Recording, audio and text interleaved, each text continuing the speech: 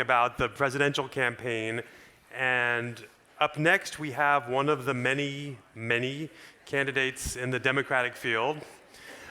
Entrepreneur Andrew Yang has made universal basic income a central issue of his campaign, and he's drawing crowds and quite a large online following for his unconventional ideas. So please welcome Andrew and my colleague Matthew Rose, enterprise editor of the Wall Street Journal.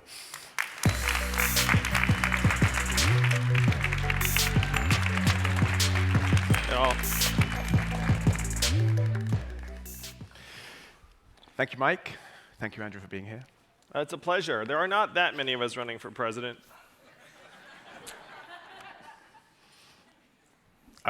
We can talk about that later. So, Thomas Paine, Richard Nixon, Milton Friedman, Martin Luther King, Elon Musk, and you have all, in one form or another in their careers, backed some form of universal basic income. Either that or the worst in a party ever. So, this is the heart of your campaign. Do you want to spend a few minutes talking through the idea and why it is you think it's so central? Yes. How many of you know a lot about universal basic income? Raise your hand. Oh, it's like a fairly UBI curious group. Universal basic income is a policy where every citizen in a country gets a certain amount of money to meet his or her basic needs, no questions asked. So my plan, the Freedom Dividend, would put $1,000 a month in the hands of every American adult starting at age 18. This would make children and families stronger, would create more than 2 million new jobs. It would be an enormous catalyst for arts, creativity, entrepreneurship. It would begin to recognize the work that's done in our families and communities every day, including the sort of work that my wife does. She's at home with our two boys, one of whom is autistic, that right now the market values at 0. But most crucially, it would help prepare us for the economy of the 21st century. Donald Trump is our president today because we automated away 4 million manufacturing jobs in Michigan, Ohio, Pennsylvania, Wisconsin, Missouri, Iowa. And how many of you all work in technology? The folks who work in technology know full well that what we did to the manufacturing jobs, we are now doing to the retail jobs, the call center jobs, the fast food jobs, the truck driving jobs, and on through the economy. So we need to wake America up to the fact that it is not immigrants that are causing these dislocations, it is technology, and that is why I'm running for president. So, in a sort of a more human way, at least one vote, that's good. Oh, I've got a lot more fans than that in this room. In a more human way, I guess one way of putting it is that it gives everybody the luxury of choice. It gives them the ability to have a foundation stone to reach for their goals, and also prevents the kind of spiral downwards that could come with a shock, like a loss of a job or a loss of a house. Is that one way of thinking about it? Yeah, it's certainly one way to think about it. So I studied economics in college, and according to economic theory, if you were to automate away 4 million manufacturing jobs, those workers would get retrained, reskilled, and find new work. But when you look at what actually happened to the manufacturing workers in the Midwest and the South, almost half of them left the workforce and never worked again. And then of that group, about half filed for disability.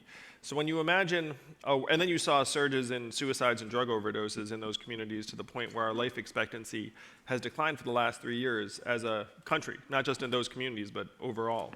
So when you start looking at the actual reality on the ground, and then you imagine what our government could do that would be meaningful to help this body of workers end the 40% of American workers who may be subject to technology displacement in the next number of years, you land on universal basic income quite quickly. And there's also an elegance and a simplicity about it compared to the current mishmash of government programs that support those workers. Yeah, so the conventional recipe would be education and retraining. If you talk to most politicians, they'll say, we must educate and retrain all Americans for the jobs of the future. And then when you dig into that, it completely falls apart. Only 8% of Americans are in STEM fields. It's very difficult to take 92% and somehow transmute them into the 8%. The success rates for government-funded retraining programs for the manufacturing workers were between 0 and 15%. No one ever talks about that when they say we need to educate and retrain Americans for the jobs of the future. They never follow that up by saying we're terrible at that, and there's no reason to think we're going to get better. I was at a truck stop in Iowa, so politician-y, but I was at a truck stop in Iowa just the other week, and those guys did not like school 25 years ago. So why would they have learned to love it? We have these farcical, literally fantastic solutions that politicians are throwing out there, and we need to be much more rigorous and honest about what the future holds. And just to be clear, so everyone gets it, this is $1,000 a month for every working age adult in the country. Yeah, no everyone strings, here. no means testing, no. No means testing. Everyone gets it. You get it. I get it. Jeff Bezos gets it. Okay. So it's an idea that people tend to have visceral reactions to, and my experience is it tends to not break down on partisan lines. It tends to scramble that. So I want to do a test and see who's in favor now and who might have changed their mind by the end. So quick show of hands, simple question, who would be in favor of such a policy? Wow. Yes, this is my kind of room. That's about half. Let's see if we can change that in either direction by the end of the year. Well, certainly it'd be pretty disastrous if you went from being like, oh, now I'm not for it, even though the guy who's running for president on that's been talking about it for half an hour. Well, on that topic, so let's start poking at some of the arguments. These numbers are a little different from yours. It's 10,000 a year, not 12, but $10,000 a year per person would cost something like $2.4 trillion. That's 13% of GDP. The current total welfare transfers, and that includes Medicare and Social Security, is $2.3 trillion. So how do you pay for it? Well, the big change we need to make is we need to have the American people benefit at least somewhat by the incredible progress and innovation that's happening in our technology sector. How much did Amazon pay in taxes last year? Zero. It paid less in taxes than each of us. And that's $1 trillion tech company. So you have to look up and say, okay, is that going to help the 30% of American malls and stores that are closing, the people who work in those businesses find new work if the public's getting literally zero from this transformation of retail, as just one example. So if we were to have a mechanism in place that actually harnessed some of the gains from all of these innovations, in an economy of $20 trillion, up $5 trillion in the last 12 years, even a modest value-added tax, which is something that every other advanced economy has already adopted, would generate over $800 billion in new revenue. And then here's the beauty of the freedom dividend, which is what I branded universal basic income because it tests much better with the word freedom in it. We tried a bunch, and this was like clear winner. So if you put the freedom dividend into your hands, it doesn't disappear. You spend it, it circulates through the economy multiple times, grows the economy by about 12%. We get $400 billion back in new tax revenues. We save tens of billions in direct costs on things like incarceration, homelessness services, emergency room health care. And we make our population stronger, healthier, better educated, mentally healthier, more productive, more enterprising. So this is the trickle-up economy. You end up getting back a lot of the money very quickly, but if you have a value-added tax in place, you can pay for this and make it pay for itself. But you're also cutting half the current social welfare net, right? Oh, I'm not cutting anything, but what I'm saying is that you have this freedom dividend, and it's universal, and it's opt-in. And if you opt in, then you agree to forego certain existing welfare benefits. So if it's going to make you worse off, then you're completely untouched. But if you decide that $1,000 in cash is superior to what you're receiving now, then you would choose it, and this would reduce enrollments in existing programs, because when I talk to people who are currently on various welfare programs, many of them would prefer $1,000 in cash with no monitoring, no administration. Just so, Medicare and Social Security stays, everything else becomes an option? That's right. Medicare and Social Security stay, and everything else is subject to the opt-in. If you opt in, then you forego those benefits. Okay. We can leave the pay-fors in a second because that's a bit Washington-y. But the VAT is generally considered a regressive tax because it's a tax on consumption and spending, and if you're low income, that's where your money's going. How much are you taking money back from the very people you're looking to give it to? Well, you'd have to consume an awful lot for a mild VAT to eat up $12,000 in additional income. And so it is true in a vacuum, if you just adopted a mild VAT in the US, you might make it harder on working families. But if you are increasing the income of those working families by $12,000 per individual, you end up increasing the buying power of approximately the bottom 92% of the population. Okay. So we've seen it in, you could say the Alaska Permanent Fund is a version of this at a small scale. There was a test in Finland recently that lasted for a while before they decided not to extend it. And there have been, I guess you would call more philanthropic exercises in international development. But there's been nothing on the scale that you're proposing here. How can you be confident that it could work on that scale? Well, I dug into the research and data on every cash transfer that we have information for, and the benefits were uniform across the board. There were two groups of people that work at slightly lower rates. Those groups are new moms who spend more time with their children and teenagers who graduate from high school at higher levels. You consistently saw better nutrition, better physical health, better mental health, higher graduation rates, lower levels of domestic violence, lower levels of hospital visitation. And when you start to reflect on this for a moment, it all makes sense. Right now, this is another one of the knee-jerk reactions to the transformation of our economy is, oh, we need to invest in our education system. And I love education. I mean, I am Asian, after all. But when you start digging into the research on how kids get educated, 70 to 75% of in-school performance is determined by out-of-school factors. So that's parental time and input, how many words get read to the child, levels of stress in the household, type of neighborhood. So we're putting our teachers and schools in this impossible situation where they can control 25 to 30% of the kids' educational outcomes, and we're holding them 100% responsible. So even if you just wanted to educate our children better, you'd be better off putting money into the household, into the family's hands, and give the kids a better chance to learn. It's an interesting segue to, I think, one of the critiques that's emerging from the left. And as people on the left and the right support this, it's emerging that it goes both ways. So the left critique seems to be something on the lines of, this can't replace the welfare state, it has to be supplemental to it, and it's just a stalking horse for shrinking the size of government and the role of government. Well, what I say to folks who are concerned about the existing welfare programs is that it's not like our existing structures are immune to attack, where there are continuously people in government who are trying to reduce those programs and those benefits all the time, and those programs are easier to attack when they're not universal.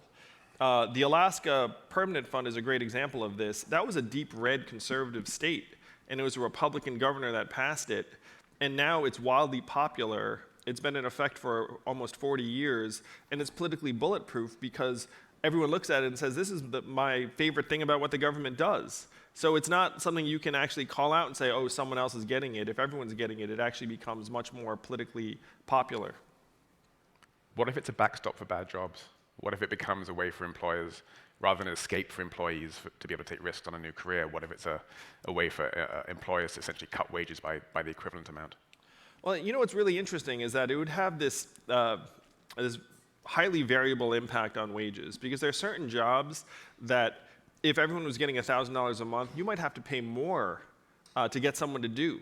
Let's call it a fast food job. How many people who are working a fast food job would say, you know what, like if I don't need this job for my very survival, like you might actually need to take the wages up a notch because I really don't enjoy this job and you don't treat me very well. So there are certain situations where you might actually have to increase the compensation. There are other areas where you might decrease it around things that people are excited to do. For example, certain forms of volunteerism or nonprofit labor. Journalism struck me as one of those categories too. And this is a central problem, is that if we're supposed to be a democracy, over 1,200 local newspapers have gone out of business over the last number of years because all of their ad revenue went up to Craigslist and the internet. And studies have shown that if you don't have local journalism, your voting becomes more polarized and extreme because you don't have any other information to go on. And so if you want to preserve democracy, you need to invest in journalism, local journalism in particular. That's very true. Okay, from the right. That doesn't sound very Trumpian, huh? It's like the opposite of fake news. It's like, yeah, journalists. The opposite of Donald Trump is an Asian man who likes math.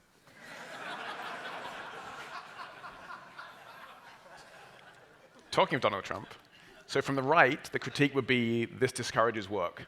There's a dignity in labor, there's a dignity in earning money for the input you put into society and being a productive member, and this, at the margins, at a minimum, discourages work. So this is very pro-work. It creates 2 million new jobs just because of more consumer demand in people's Main Street economies. It recognizes caregiving and nurturing and parenting, which we all know is very, very difficult work, and it enables millions of Americans to do the kind of work that they actually want to do, including journalism. So this is one of the most fundamental misconceptions about universal basic income, is that it somehow is going to make it such that we work less. We'll actually end up working the same, but in different ways, and maybe even in ways that would push our society forward. Can we talk about the difference between incentives and handouts? So you can make the case, and people do, that a government welfare system should be a manifestation of society's goals and what they want to improve and what they want to fix, and it should be targeted. This is the opposite of that. As you said, you get it, I get it, Jeff Bezos gets it. What kind of a welfare system is that? You know, you can have different visions of what the proper incentives are. Certainly in our existing programs, a story that a friend told me about his sister who's on disability. She wanted to volunteer in her community, but was afraid to do so because she was afraid if someone saw her volunteering, she'd be identified as able-bodied and lose her disability benefits. And that's not just her story. There are many Americans who are in similar positions. And so when you talk about the incentive structures of our current programs and what we'd want to value and reinforce and what we'd want to hopefully reduce, right now, unfortunately, our existing programs end up having very, very perverse and destructive incentives attached to them. If we were to try and create positive incentives, and this is something that many people are advocates of, where we were to say, look, you should get this dividend, but we need you to do various things to get it, you always end up with very, very difficult edge cases where if someone, for example, isn't able to perform that task, or that task is not a good fit for them. And so you quickly wind up with a very difficult regime to enforce in a reasonable way if you're trying to get benefits to the entire population. Why should everyone get it, though? Isn't there a fairness question that people who don't need it also get what is a large chunk of federal cash? Well, you could say it's actually a fairness question the other way, where we're all citizens and owners and shareholders of the richest and most advanced society in the history of the world. And if we can easily afford a dividend for every adult, then shouldn't we all just get that dividend? Okay. I'm gonna quote our economics columnist, Greg Ip, who is smarter at this than I am. So I'm going to read his central critique of UBI was that it ignores the single biggest failing of the current safety net, the declining percentage of men in the prime of their life who work. By which he's saying the major problem facing the labor market is that the jobs aren't there. It's not a question of their incomes. What does giving them $12,000 a year do what does giving them $12,000 a year do if there's no work to be had? So I agree with his characterization of the main problem, though this stops becoming a man problem pretty soon. Because if you buy that artificial intelligence is going to end up transforming the workforce, one study that came out recently said that the majority of the workers that will be impacted will be women, because women do much more of the office work and administrative work, and that's the ripest setting for AI. Now, right now, if you look at our labor force participation rate, we're at 63%, which is close to a multi-decade low, and the same levels as Ecuador and Costa Rica. So anyone who's talking about headline unemployment is ignoring the fact that millions of people have dropped out of the workforce, in particular men who have not gone to college. So I agree with your economist friend that this is the central problem of this day. Now the question is, how do you re-engage that population in the workforce? And that's a difficult challenge. It's not that $1,000 a month will somehow solve that problem, but it certainly puts those people in better position to participate in the economy, and it also supercharges resources in their communities, nonprofits, volunteer groups, religious organizations, right where they live, and gives them a much better foothold into reintegrating into the workforce over time. I think a different way to put the critique was that it's a very broad brush to deal with a very specific problem. Well, it is a specific problem that's going to end up growing and universalizing quite quickly. So that's one way that I would argue against his characterization that it just affects this one group of people. I think he's here, so you can probably bring it up with him after. Where is this guy? Bring him up. No, I'm kidding. He can't hide behind you forever, Matt. So what if the robots don't come? I'm sorry? What if the robots don't come? Well, this is no longer speculative. This is already happening. I mean, we did automate away 4 million manufacturing jobs. I spent 7 years working in the Midwest and the South. One of the things that frustrates me the most is this, we'll know about it when it happens. I mean, it's been happening for years, and it's just about to take off.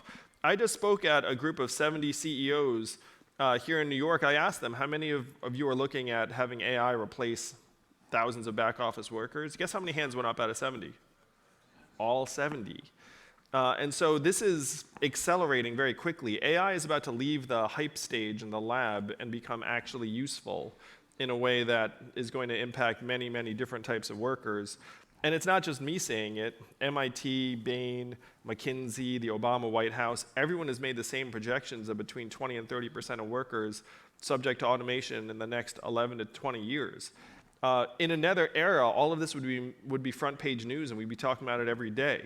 When's the last time you've heard a politician say the words "fourth industrial revolution"? Never. till just now. And I'm barely a politician. So if someone says, hey, what if the robots don't come? It's like, the robots have been coming for a while. They're going to be here. And if we make this move, we can humanize our economy very quickly. But this is also sort of a morbid fear of every generation, from the Luddites, classically, Kennedy worried about technological unemployment, and yet we had the Industrial Revolution, the Silicon Revolution, and the Internet Revolution, which created one of the richest societies on Earth. Why is this not the same? Well, if you look at the first Industrial Revolution around the turn of the century, that included mass riots that killed dozens of Americans, caused billions of dollars worth of damage. And then we implemented universal high school in 1911 as a collective social response.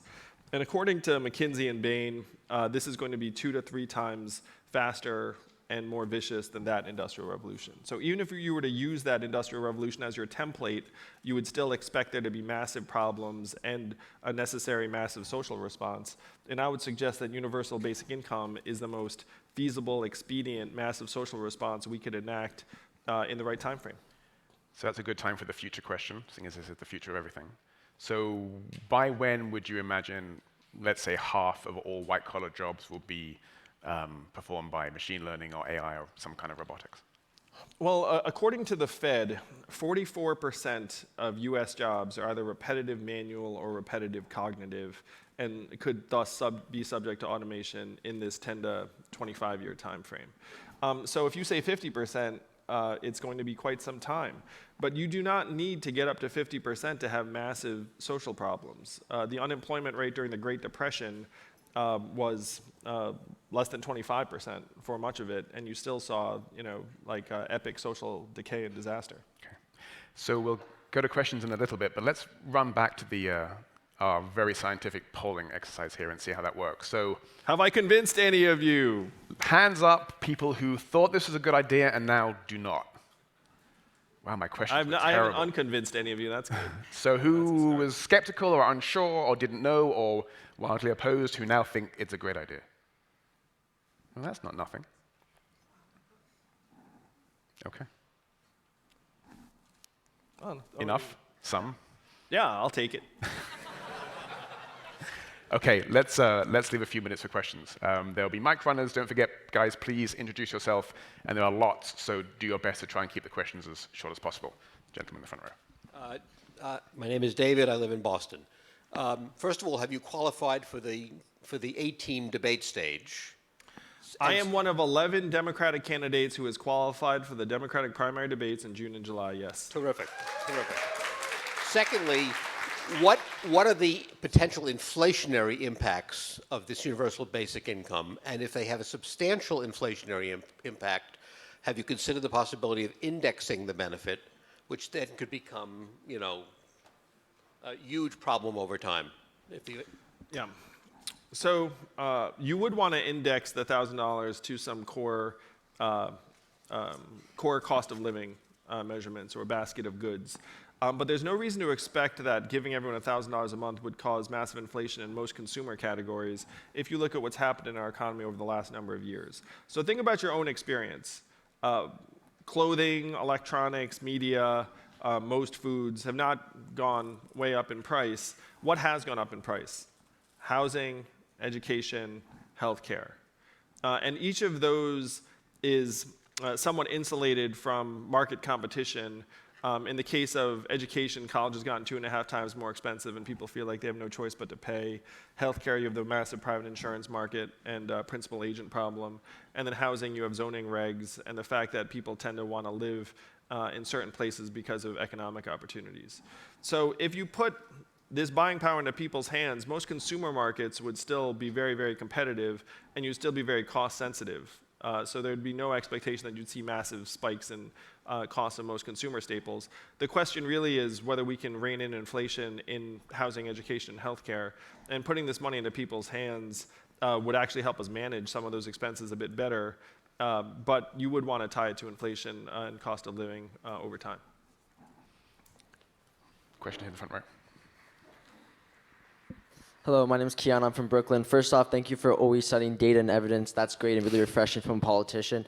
According according to 538, you're polling around 1% right now. So my question is, what do you think you need to do or change possibly to eventually win the primaries? Sure. So depending upon the poll, I'm at 1 to 3%, including like I was just at 2% in Iowa, and only 5% of Iowans had heard a lot about me. It was a very good ratio. So a guy named Nate Silver looked at how our campaign is developing, and he said, Andrew Yang's polling at 1 to 3%. He's raised more than $3 million in increments of only $19 each. So my fans are even cheaper than Bernie's. No one knew it was possible, but I found them. And my general awareness is lower than every other candidate's. And so according to Nate, he said these numbers don't actually match up, and that as more people find out about Andrew Yang, his campaign could grow and grow and grow, and he could win the whole thing. So the question is how I grow and grow and grow, and the Democratic primary debates will be a fantastic opportunity because most Americans have no idea who's running for president right now. And you know they're going to turn on the TV on June 26th, and I'm going to be there on stage, and America is going to have this one question. Who is the Asian guy standing next to Joe Biden? And then they will Google that term. And then the Yang Gang will grow and grow. Because I'm the only one talking sense about the problems that led to Donald Trump's victory. And I'm already attracting Trump supporters, libertarians, independents, as well as Democrats and progressives. It's not left, it's not right, it's forward. And the main thing standing between me and the White House is just more people knowing who I am. So if you could spread the news, that would be very, very welcome. Okay. Come to you in a second. Guy right there, right in the middle, gray suit. There you go, in the watch. Stand up. Excellent. Hi, I'm still Gil Chowdhury. My question is, my understanding is that after the 2008 crash, the solution was that money was created and then distributed to the banks to prevent them from collapsing. And from what I heard you say, the funding for the UBI or the Freedom Dividend is coming from changing some of the way taxes are collected. And my question is, why don't we just print that money if we were able to print it then and distribute it? This is such a profound question. Do you all remember voting on the $4 trillion bailout for Wall Street? No, I don't remember voting on that either. And so one of the great misconceptions right now is that we don't have the money to do the things we must do. Oh, we have the money. Our economy is up to a record $20 trillion, and we still have the global reserve currency. We can make meaningful moves. Now, you don't want to go too far. You don't want to just print money willy-nilly. And so that's one reason why I want to fund the Freedom Dividend through value-added tax. But you're asking the right question.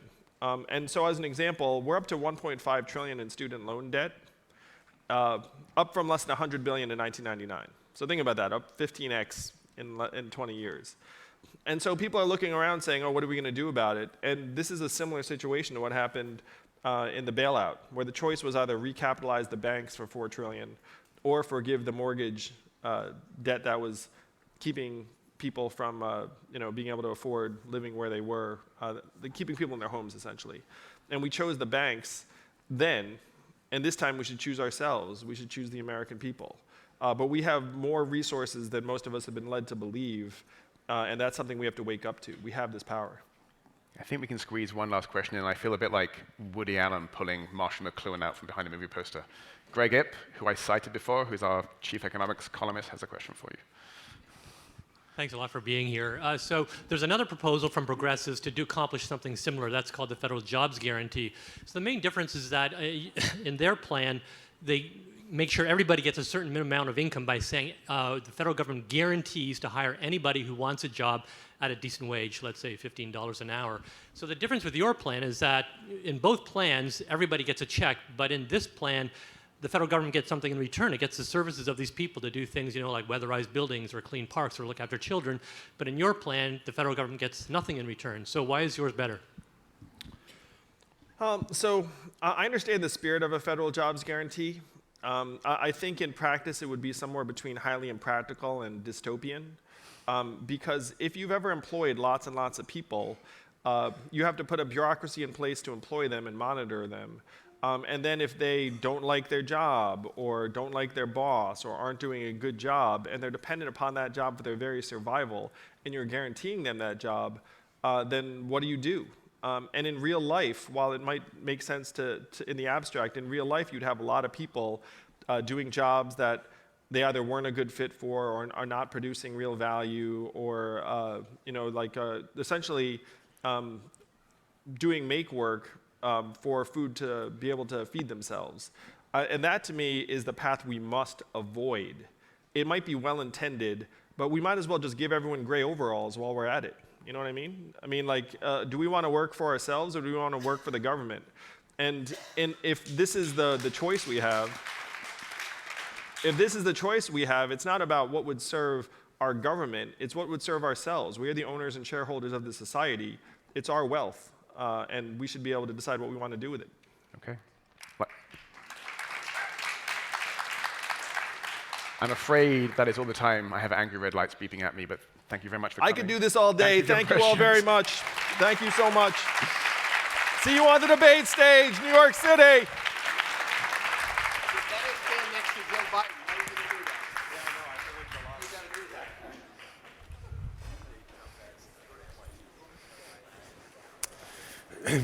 Okay, thanks. And Andrew Yang will be signing copies of his book in the restaurant here from 5 to 5:30.